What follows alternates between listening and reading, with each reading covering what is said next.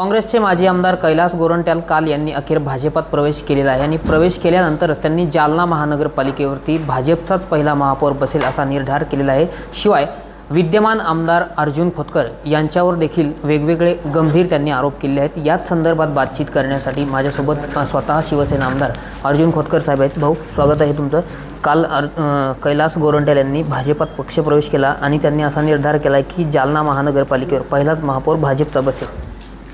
नाही, बोलायला काय लागतं? महानगरपालिकेवर त्या ठिकाणी भाजपचा झेंडा फडकू।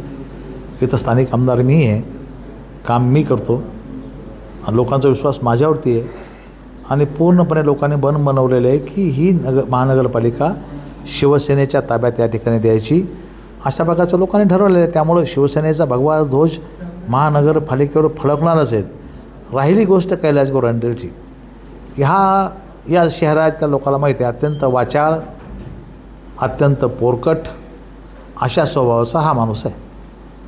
सार्वजनिक जीवनामध्ये कसं वागावं हेही याला कळत नाही। फक्त शेरोशायरी लोकांसमोर मांडतो, तर शेरोशायरीतून काय लोकांना काय मिळणार आहे? फक्त शेरोशायरी। त्यामुळं मला असं वाटत नाही की काही विचार आहे, काही आचार आहे, काही चांगले गुण आहेत आणि मुळामध्ये हा गेला कसा भाजपमध्ये। तर झालेल्या विधानसभेमध्ये मी जालना महानगरपालिकेचा प्रश्न उपस्थित केला। शेवटच्या बैठकीमध्ये आर्थिक ठराव घेतले गेले, प्रचंड मोठा भ्रष्टाचार त्यामध्ये झाला। अशा प्रकारचे ठराव घेता येतात का? पहिली गोष्ट तर माझ्या माहितीप्रमाणे नाही, आर्थिक ठराव आयत्या वेळेवर घेता येत नाहीत। मी तुम्हाला एक नाही, तुम्हाला शेकडो ठराव दाखवले असे, अजून बी देणं चालू होते। माझ्या प्रश्नानंतर ते बंद झाले। त्यामुळं शेकडो ठराव तसे दिले गेले।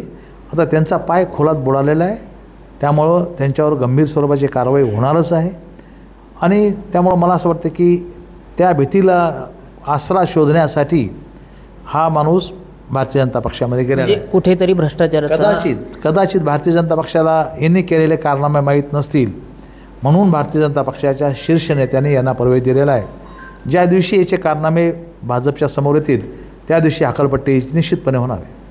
खरा गद्दार कोण असा सवाल तुम्ही काल उपस्थित केला होता, त्यानंतर त्यांनी सुद्धा पलटवार केलेला आहे की ज्यावेळेस छगन भुजबळ, नारायण राणे हे देखील पळून गेले होते, त्यांच्यासोबत त्यांच्या मागे तुम्ही देखील गेले होते असं ते म्हणतात। नाही, कुठं आहे काहीतरी? मग मी हे तर म्हणतो ना, तो काहीतरी अशा खोट्या गोष्टी पेरतो। मी कधी छगन भुजबळसोबत गेलो, मी कधी नारायण राणेसोबत गेलो, मी कोणासोबत गेलो? मी निश्चितपणे माननीय शिवसेना प्रमुखांच्या विचारावरती मी पूर्णपणे श्रद्धा ठेवणारा माणूस आहे। पहिली निवडणूक मी धनुष्यबाणावर लढवली आणि आता आठवी निवडणूकसुद्धा विधानसभेची मी धनुष्यबाणावरच लढवलेली आहे। त्यामुळे मी कुठं गद्दारी केली? गद्दारी याने केली। खरा गद्दार हा आहे, गद्दार खरा हा आहे। याने पक्षाची गद्दारी केली। ज्या पक्षाने याला एवढ्या वेळेस आमदार केलं त्या पक्षाची गद्दारी याने केलेली आहे, गद्दारी आम्ही नाही केली। गद्दार खरा हा आहे, याच्या कपाळावरती गद्दारीचा शिक्का बसलेला आहे, तो कधीच पुसू शकणार नाही। अर्जुन खोतकर यांच्या विरोधात शेकडो फाईल्स माझ्याकडे आहे असा दावा त्यांनी काल केला, नेमकं हे प्रकरण काय? अरे बाबा, आहे तर काढ ना मग तुझ्याकडे फायली, का काढत नाही? तुला कोणी धरलं का? काढ ना फाईल, तुझ्या फायली माझ्याकडे आहेत। माझ्या आईचे नाही गुण बोलला तो, त्याच्या आईचं पण माझ्याकडे आहे ना। त्याच्या आईला काय त्रास झाला घरामध्ये, त्याच्या भावाच्याच आवाजामध्ये त्याच्या भावाने मला पुरं कथन केलेलं आहे। मी करू का सार्वजनिक? तुम्हाला तोंड दाखवता येणार नाही गावामध्ये? तुमचे भाऊ जे बोलले ना, जर मी ती व्हायरल केली मी क्लिप, तर तुम्हाला गावामध्ये तोंड दाखवायला जागा उरणार नाही।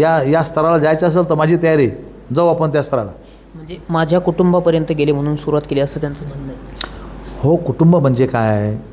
कुटुंब म्हणजे आई, वडील, बायको। सार्वजनिक जीवनामध्ये आल्या तिथं कुटुंब राहत नाही। ते कुठं आले? नगरपालिका अध्यक्ष म्हणून आले। मग नगरपालिका अध्यक्ष म्हणून झाल्यानंतर टीका होणार नाही? त्या का गृहिणी आहे का? जसे आमची बायको गृहिणी आहे, आमची आई गृहिणी आहे, आम्ही राजकारणामध्ये आणलं नाही बायकोला, आईला, तर त्यांना एक वेळेस त्यांना बोललो तर होऊ शकतो घरापर्यंत गेले। तुझं घरापर्यंत कसं? हे तर सार्वजनिक जीवनात काम केलं ना 5 वर्ष, नगराध्यक्ष राहिले ना, सर्व फायदे घेतले ना, करोडो रुपयाचा भ्रष्टाचार केला ना, मग तो काढला म्हणजे एवढा लाग सार्वजनिक जीवनात या आणायला पाहिजे ना बायकोला? मग कशाला आणलं सार्वजनिक जीवनामध्ये बायकोला? आले तर चर्चा होईलच। त्यांची मस्ती उतरवण्याची माझी तयारी आहे असं म्हणत त्यांनी थेट तुम्हाला अंगावरती घेतलं, आता काय म्हणाले? अरे त्याची मस्ती मी कितीदा उतरवली राव। त्याला आम्ही साध्या सोसायटीच्या निवडणुकीमध्ये माझ्या एका लहानशा कार्यकर्त्यांनी त्याला 4 मुंड्या चित केलेलं आहे. अजून काय त्याची मस्ती उतरायची राहिलेली. मी 32 मतांनी त्याला आता या ठिकाणी आमच्या जनतेने त्याला पाडलेलं आहे. अजून काय मस्ती उतरायची राहिलेली. आता आहे मत तर पुन्हा ये चल. तुम्ही आव्हान स्वीकारणार त्यांचं? अरे त्याचं आव्हान काय, त्याचं आव्हान काही वाटतच नाही मला. घेऊन जाईन त्याला समोर माझ्या. आता ये म्हणा. लोणीकर, दानवे आणि कुचे यांच्यासोबत बोलून सर्व काही ठरलेलं आहे आणि मी मुख्यमंत्र्यांना फ्री हँड देण्याची मागणी केलेली आहे असं गोरंट्याल म्हणतात. अहो वाचाळवीरांना काही बोलू शकतात. वाचाळवीरांना माझी तर माहिती अशी की मुख्यमंत्र्यांनी त्याला वेळ पण दिला नाही. थोडा 2 मिनटं फक्त चालता दिला. प्रवेशाला मुख्यमंत्री येणार आहे असं सांगितलं. मुख्यमंत्री आले. कदाचित मुख्यमंत्री महोदयांना माहीत पडलं असेल की यांनी अशाचा भ्रष्टाचार केलेला आहे म्हणून ते प्रवेशाला नाही आले. शिवसेनेसोबत युती नकोच असं प्रखर मत त्यांनी काल मांडलेलं आहे आणि यापूर्वी पक्षप्रवेश होण्याच्या आधीसुद्धा त्यांनी वैयक्तिक मत व्यक्त केलं होतं की जालना महानगरपालिकेची निवडणूक भाजपने ही स्वबळावर लढावी. हा बरोबर आहे. आता मत प्रदर्शित करायचा अधिकार कोणाला आहे? त्या पक्षातल्या वरिष्ठ नेत्यांना. हे मत कोण मांडू शकतं? रावसाहेब पाटील दानवे. हे मत कोण मांडू शकतं? बबनराव लोणीकर. हे मत कोण देऊ शकतं? नारायण कुचे, भास्कर दानवे, संतोष दानवे. हे मत मांडण्याचा अधिकार त्यांच्याकडं कायद्याने आहे किंवा पक्षाच्या सिस्टीमप्रमाणे आहे. हा तर अजून साधा भाजपचा सदस्य झाला नाही. हा कसा मत मांडू शकतो? मग याच्या बोलण्यावर भाजप चालणार आहे का पुढं? मी ती बोकडाची गोष्ट सांगितली ना तुम्हाला. तसं मला भीती वाटते या गोष्टीची. एकूणच हे जे आरोप प्रत्यारोप होत आहेत तुमच्यावरती त्यांनी आरोप केले, टीका केले, या आरोपांमध्ये काही दम आहे का वाटतंय का तुम्हाला? हे अजिबात नाही. काय नाही. त्याला कोण घाबरतं आणि कोण त्याला हे होतं. त्याला तुला जे करायचं कर म्हणा बेटा. केवळ महापालिका निवडणुकीसाठी भाजपात प्रवेश केला असं वाटतंय का तुम्हाला? 100% आपलं पाप झाकण्यासाठी आणि महापालिकेमध्ये येण्यासाठी हा गद्दारीचा शिक्का कायमचा कपाळावरती मारून घेतलेला आहे तिने. जालना महानगरपालिका निवडणूक भाजपला जिंकायची आहे असा निर्धार त्यांनी केलेला आहे. काय वाटतं? हो, त्यात गैर काय? भारतीय जनता पक्षाला वाटणं गैर काय? तसं आम्हाला वाटतं की आम्हाला जिंकायची, आम्हाला भोकरदनची जिंकायची, आम्हाला जालना जिंकायची, आम्हाला बाकी इतर नगरपालिका जिंकायच्या. त्यात गैर काय? नाही, कारण तुम्ही महायुतीतल्या, ते सुद्धा महायुतीचंच आहे आणि तुम्ही सुद्धा विद्यमान आमदार या शहराचे आहात. कसं पाहताय? नाही बघा, लोकांचा विश्वास माझ्यावरती आहे. आम्ही काम करायला लागलो. आम्ही काम करून निश्चितपणे लोकांना मदत करतो. त्यामुळे लोकांचा विश्वास माझ्यावरती आहे. शेवटचा प्रश्न आहे, कुणाचा झेंडा फडकेल? शिवसेनेचा भगवा झेंडा फडकेल. तर नक्कीच हे होते विद्यमान आमदार अर्जुन खोतकर. कैलास गोरंट्याल यांनी केलेल्या आरोपांवर त्यांनी वेगवेगळ्या विषयावरती प्रतिक्रिया दिलेली आहे आणि आगामी ज्या निवडणुका होतील त्यामध्ये शिवसेनेचाच भगवा फडकणार असा विश्वास त्यांनी पुन्हा एकदा व्यक्त केलेला आहे. रामनाथ ढाकणे, TV9 मराठी, जालना.